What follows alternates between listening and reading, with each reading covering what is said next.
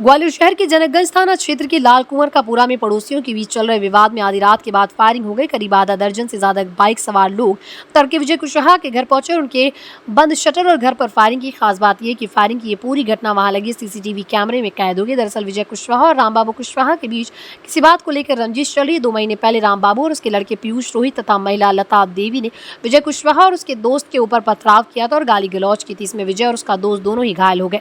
इसके बाद रक्षाबंधन के दिन भी विजय कुशवाहा और उसके दोस्त पर हमला किया, लेकिन 2 बार पुलिस में आवेदन देने के बावजूद पुलिस ने कोई प्रभावी कार्रवाई नहीं की, जिससे बदमाशों के हौसले बुलंद हो गए और उन्होंने शनिवार तड़के विजय कुशवाहा के घर फायरिंग कर दी। आधा दर्जन गोलियों के निशान उनकी बंद दुकान में साफ तौर पर देखे जा सकते हैं। इसके अलावा शिकायतकर्ता युवती का आरोप है कि उनके रिश्तेदार हमले में बाल बाल बची हैं। पुलिस का कहना है कि इस मामले की जांच पड़ताल की जाएगी और सीसीटीवी फुटेज के आधार पर बदमाशों की पहचान करके उनके खिलाफ कड़ी कार्रवाई की जाएगी। जनकगंज थाने में शिकायत करने पहुंची महिलाओं ने पुलिस पर आरोपियों के साथ मिलीभगत का आरोप लगाया है। उनका कहना है रामबाबू कुशवाहा एक राजनीतिक दल से जुड़ा हुआ है, जिसके कारण वो पुलिस को अपने प्रभाव में ले लेता है। उसके लिए पुलिस उसकी कोई सुनवाई नहीं कर रही है। ऐसे में कभी भी बड़ा हमला हो सकता है। विजय कुशवाहा उसके परिवार के लोग दहशत के साए में जीने को मजबूर हैं। मेरा नाम करिश्मा कुशवाहा है।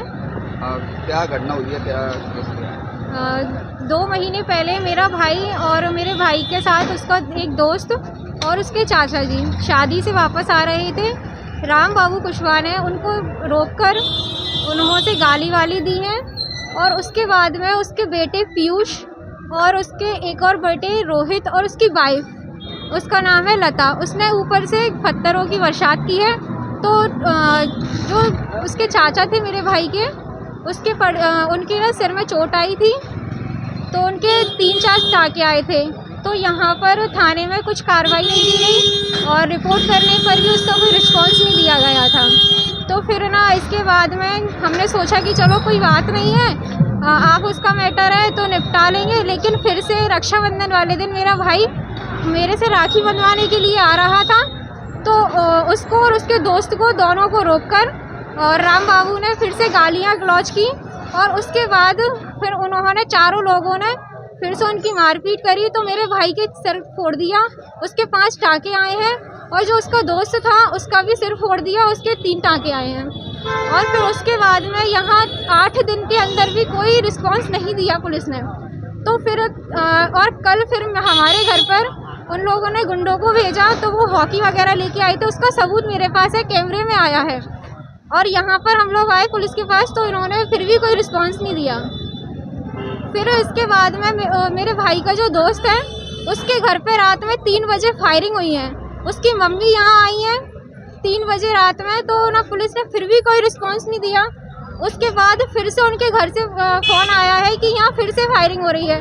तो ये फायरिंग रात में 4 बजे फिर से हुई है। उसके बाद उनके घर का हाल जो हुआ है, उसकी छोटी बच्ची जो अभी कुछ 2-3 महीने पहले हुई है, उसको और उसकी मम्मी को बगल से गोली निकल कर गई है और ये पुलिस वाले कोई रिस्पांस नहीं कर रहे हैं। अभी मैं यहाँ आई हूँ तो मुझसे इन्होंने बदतमीजी की पुलिस वालों ने और मुझे धक्का मारा है। और ये जो इसलिए कर रहे हैं क्योंकि जो दूसरी पार्टी है उन्होंने इनको पैसे दे रखे हैं। दूसरी पार्टी क्या करती है? दूसरी पार्टी शायद मुझे यहाँ तक पता है कि वो आम जनता पार्टी के साइड से खड़ी हुई थी इलेक्शन में, तो बस इसी का दबाव है। वो बार बार आता है, पैसे दे देता है और हमारा कोई रिस्पॉन्स नहीं देता। कौन सी जगह की घटना है? क्या ये घटना है लाल कुंवर के पुरा की और वो मेरी बुआ का घर है। लेकिन और ये जो उसका दोस्त था मेरी बुआ का लड़का, वो गणेश मंदिर का है, तो वहाँ पर भी इन्होंने हमला किया है कल। वो कितने लोग थे फायरिंग करने वाले? फायरिंग करने वाले 15-20 लोग थे।